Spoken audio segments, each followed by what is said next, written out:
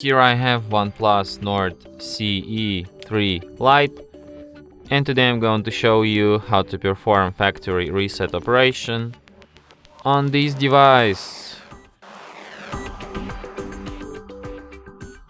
So to do this, firstly you have to open settings, then you should go to the additional settings, then go to the backup and reset, select reset phone, tap erase all data, then erase data, and then once again, and after that your device will be restarted in about a minute or so.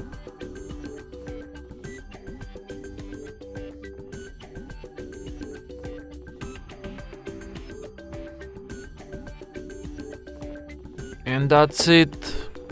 Thanks for watching. If you find this tutorial useful, don't forget to hit that like button and subscribe to our channel.